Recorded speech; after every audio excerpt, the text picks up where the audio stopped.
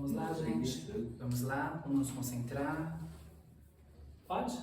Eu tinha começado. Já tinha começado? Já começou? Pode continuar. Aqui é assim, é ao vivo, aqui, né, na gravação, não, né? Mas a gente vai ficar sem corte, porque os nossos estudos são assim, né? Sem enfeitar muito pavão, porque o importante é a essência do estudo. Vamos retomar, né, os nossos estudos, que havia dado uma parada devido ao recesso de final do ano. No final do ano nós não tivemos tantos estudos devido a alguns trabalhos específicos que a gente tem na casa, que nos impede, né, de ter este estudo. E no início do ano, toda aquela correria também. Mas enfim, hoje a gente retoma. Para quem está assistindo esse vídeo pela primeira vez, nós somos a comunidade umbandista Caminhos da Paz em Olorum. E toda quarta-feira nós temos o nosso desenvolvimento mediúnico, que é totalmente gratuito, no seu sentido de não ter uma mensalidade X ou Y. Claro que os colaboradores da casa colaboram sempre com R$50 ou com o que tem, e aqueles que não têm a condição também podem estar aqui fazendo desenvolvimento mediúnico, que é assim que funciona esta casa, não é? E é toda quarta-feira, a partir das 20 horas, na rua Nicola Sabatino, número 86, na Coab Teutônio Vilela. Nós temos também nossas redes sociais, Facebook, Instagram, que sempre tem um cronograma, né, daquilo que ocorre na casa. Mas vamos voltar aos nossos estudos. Nas aulas anteriores a gente falou muito sobre o campo mediúnico, né, o nosso campo mental, emocional. E hoje nós vamos dar sequência. Hoje eu quero falar um pouco mais sobre a mediunidade em si. Não que não tenhamos falado, né? Não que este campo mediúnico, este campo espiritual já não faça parte da mediunidade em si. A mediunidade, ela também está inserida no nosso corpo físico. Ela se materializa também no nosso corpo físico. Ela não é uma coisa apenas espiritual vaga, não. E ela tem um órgão específico, que é a epífise. Nós temos a epífise, que é uma glândula pineal. Ela é um cristalzinho que está centralizado aqui no meio do nosso cérebro. É assim que a nossa mediunidade se cristaliza no nosso organismo físico. Por que é importante nós sabermos disso? Porque senão a gente acha que é tudo vago, né? Que a mediunidade é uma torneirinha que se abre e sai água. Não é assim. A mediunidade ela é muito complexa e não existe um médium totalmente igual ao outro, porque nós somos individualidades, nós somos seres que temos a nossa capacidade própria, que nós temos o nosso percurso próprio, a nossa experiência e, acima de tudo, nós temos uma centelha divina que é nossa e ela não é igual de mais ninguém. Somos únicos. Deus nos fez únicos e todos somos importantes dentro deste concerto universal. Ninguém é melhor e ninguém é pior. Todos somos iguais diante dos olhos de Deus. Apenas estamos um pouquinho à frente, outro um pouquinho atrás, mas é aquela corrida que não importa quem vai chegar primeiro ou por último. O importante é percorrer todo o percurso. Dito isso, vamos lembrar que a mediunidade, ela é complexa por quê? Porque ela depende de questões espirituais e materiais. Por isso que o umbandista, ele tem o seu preceito.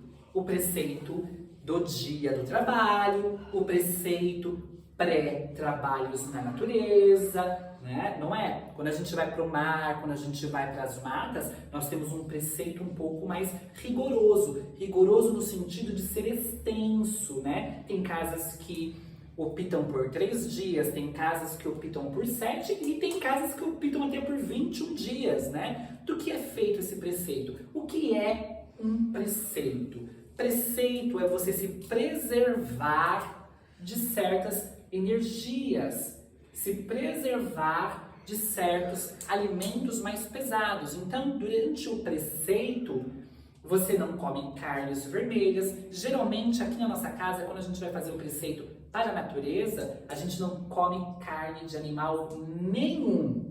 Podemos comer ovo, mas do resto a gente não come carne nenhuma, nem branca, nem vermelha, nem nada. Inclusive linguiça, salsicha, nuggets, né? Porque parece brincadeira, mas tem gente que não se atina que isso é carne. Presuntos e derivados, não é? Peitos de peru, gente, isso é carne, não come, tá? É importante falar isso porque parece uma besteira, mas tem gente que não se atina nisso. E aí, por que a gente se preserva desses alimentos pesados? Porque eles são de difíceis digestão. E isso acaba impedindo com que a gente entre em contato mais pleno de energias sublimes, não é? Porque quando você vai para a mata, quando você vai para o mar, você vai diante do orixá, você vai no trono do orixá. E aí você precisa se abrir para esse orixá, para receber de forma plena toda essa energia. Então o preceito ele serve como uma preparação. Sabe aquela camada pesada que a gente vai criando no dia a dia, através do estresse, através de uma alimentação errada? A gente vai com o preceito, a gente vai retirando essas camadas obscuras, negativas, para poder receber a fonte divina que o orixá vai nos oferecer em nome de Deus. Então você precisa tirar essas capas, vai tirando essas capas, para poder receber essa energia na sua totalidade. E o preceito também é realizado através de banhos, né? Todo esse período de preceito. Você vai tomando os banhos que vão te limpando, tem as orações específicas, você deita na esteira. Por que você deita na esteira? É um sacrifício? Não, não é questão de sacrifício.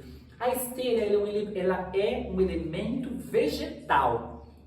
E aí, quando você deita sobre ela, ela tem um poder de purificação, de limpeza. Ela abre um portal espiritual, no qual você consegue se conectar de forma ainda melhor com os guias e com os orixás. Não é verdade? Então, é este período, também não pode o sexo, porque o sexo é pecado? Não, não é questão que o sexo é pecado. Quando você tem relação sexual, você troca energia com o outro. E quando você está de preceito, é necessário que você esteja apenas com a sua energia, não é? Para que você esteja pleno de si, para assim ligar a sua centelha divina ao divino criador através do orixá que você vai ativar no seu campo natural. O que é o campo natural do orixá? Se é o mar, é de Iemanjá. Se é nas matas, Oxóssi. Cachoeira, Oxum. Campo, Oxalá, Logunã, Inhansã, Pedreiras, Xangô e assim sucessivamente. Então, olha a importância do preceito e olha a importância de a gente entender que a faculdade mediúnica ela está ligada tanto no corpo físico quanto no corpo espiritual. Senão a gente fica pensando que estes preceitos são meras balelas. São coisas assim inventadas apenas para a gente ter um sacrifício banal. E não é assim. Nós precisamos ter todo um preparo físico, mental, emocional e espiritual. Mas aí eu estou falando de um preceito mais extenso para receber a energia do orixá na natureza. Mas será que os nossos orixás também não estão plenos e abundantes no nosso congá? Claro que estão. E como será que a gente chega aqui diante do nosso congá? Como será que a gente chega aqui diante do nosso trabalho espiritual? Como será que nós estamos, né? Mental, emocional e fisicamente diante deste poder divino que é abundante? Será que estamos abertos? Como será que estão as camadas? Porque nós somos uma cebola. Nós somos uma grande cebola. E aí, o nosso eu mais íntimo está naquela partinha mais íntima da cebola. Se você não vai descamando através do preparo espiritual para o gira-gira, você não vai estar em condição de se ligar ao plano superior. É aonde começa muitas vezes a abrir a egrégora da nossa casa para fontes negativas. Porque sim, nós temos assentamentos, nós temos todo um preparo que a casa tem, nós temos todo um preparo que a casa tem. Mas o médium da casa, seja ele do desenvolvimento mediúnico, ou seja ele do trabalho, já que está trabalhando, eles são como se fosse uma grande corrente. Como se fosse, não, é uma grande corrente. Que se você não vigia, você vai abrindo o quê? Brechas, portas, as fontes negativas. E aí, eu como dirigente, ou qualquer outra dirigente sacerdotisa, eu como sacerdotisa, dirigente, enfim, e outros sacerdotes, temos que muitas vezes dobrar a nossa força para suprir essas brechas. Não é justo, temos que ter consciência da nossa responsabilidade diante de um centro de Umbanda. Nós temos que ter essa responsabilidade, porque os ataques espirituais são intensos. Os ataques negativos são constantes e intensos. Precisamos estar vigilantes. Então, nós, diante do trabalho do desenvolvimento mediúnico, ou diante do trabalho de atendimento ao público, como médiums, devemos estar preparados. E qual é essa preparação? O banho, estar aqui na hora da abertura da gira. Nós já conversamos que a abertura da gira ela é todo um preparo. Então, cuidar do anjo da guarda, cuidar da sua esquerda, fazer toda aquela preparação que cada casa tem a sua. Aqui nós temos a nossa, cada casa tem a sua, mas é importante que o médium faça esse preparo. Mas não é só isso. Não é só isso. Não adianta você só se preparar no dia. E durante toda a semana você está desconectado do plano espiritual superior. Nós temos alguns deveres diários, mínimos, que é orar. Orar de manhã, orar antes de dormir. São preparos mínimos. Pedir ligação sempre a Deus. Durante a noite, peça ligação. Gente, no vídeo, se a gente escutar algum barulho diferente, estranho, é que a nossa médium de psicografia, ela continua no desenvolvimento mediúnico dela, né? Então tem todo um contexto. Então, por favor, não liguem, né? Mas enfim, nós temos que ter essa conexão todas as noites, de pedir a Deus ligação com os nossos guias, de pedir ligação com os nossos orixás.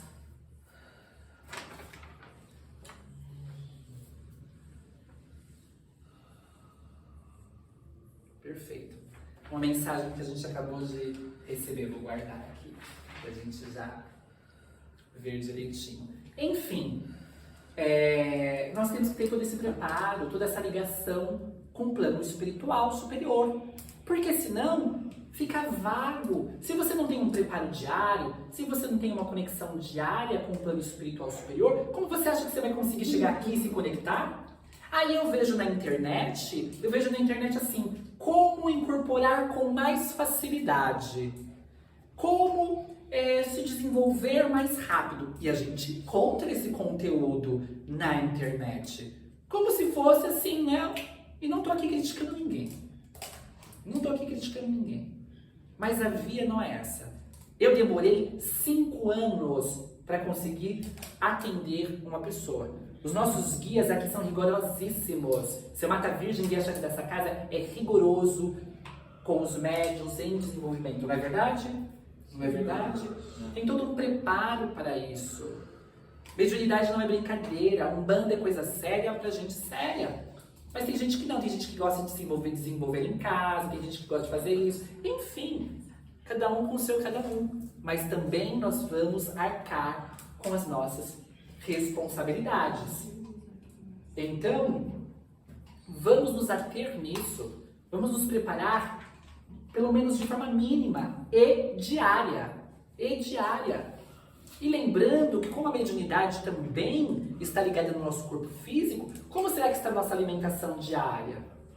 Como que está o nosso nível de estresse? Porque o estresse, ele desequilibra todo um campo físico, mental e emocional. Aí o médium, todo estressado, vai chegar aqui, vai ter uma incorporação equilibrada? Não vai ter uma incorporação equilibrada. Não vai. Mediunidade, eu vou repetir, não é uma torneirinha que você abre e sai água. E eu vou te dizer uma coisa, incorporar, né, fazer aquelas incorporações teatrais, isso não é sinônimo de qualidade. Não é sinônimo de qualidade. A qualidade está na mensagem que é passada, da forma que é passada, a forma com que você acolhe, a forma com que você realmente liberta o outro, cura o outro. Mas também com a humildade, sabendo que não somos Jesus, não somos Deus, que a cura do outro também depende da conexão do outro, porque tem médiums que acham que, né, é maior do que Deus, que vai lá e vai fazer tudo, vai curar tudo, e quando não cura, se melindra. Nossa, meu Deus, mas os meus guias não resolveram essa situação, que horror. Não resolveram porque não é o tempo de resolver agora. O objetivo da Umbanda não é resolver tudo. O objetivo da Umbanda é confortar diante da provação. Não é verdade? Afinal, como eu sempre digo, Jesus ressuscitou Lázaro. Cadê Lázaro? Está morto. Porque é uma lei da vida. É uma lei da vida. Naquele momento, Jesus o trouxe de volta à vida para trazer todo um mecanismo, né, de despertar da mentalidade humana de então, que precisava de algo físico para se sensibilizar.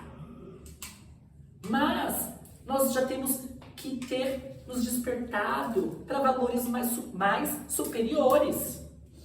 Mais superiores. Nós não podemos mais ser aquelas crianças que rolam no chão da praça que Jesus também se referia. Nós precisamos nos despertar, porque a cura também está na doença. A cura, infelizmente, está no câncer. Mas que cura? Cura da alma, do espírito. Não é fácil, mas nós temos que aprender a espiritualizar a nossa visão. Não é?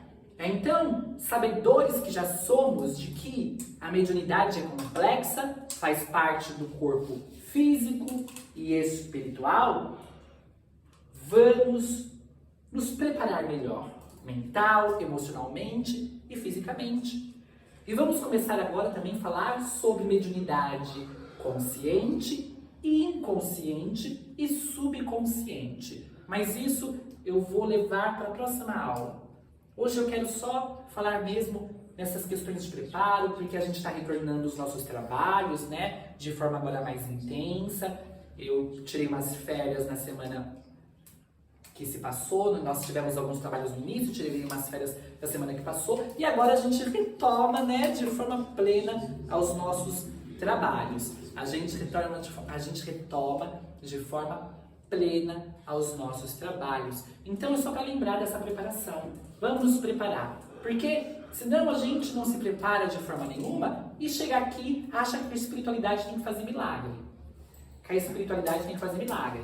A pessoa enche a cara a semana inteira, não é? A gente enche a cara a semana inteira, a gente se desequilibra, a gente se desalinha, a gente se desconecta e chega aqui, acha que o guia tem que fazer o trabalho dele sozinho, sem a nossa cooperação. Olha a dificuldade do plano espiritual de entrar no nosso campo mediúnico. Vamos facilitar.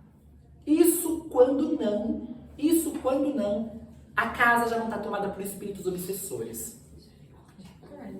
Sim, Sim, que o guia-chefe já não é mais o guia-chefe que era, já é um guia-chefão lá das trevas. A corrente mediúnica já está tomada por desequilíbrio, por perturbação.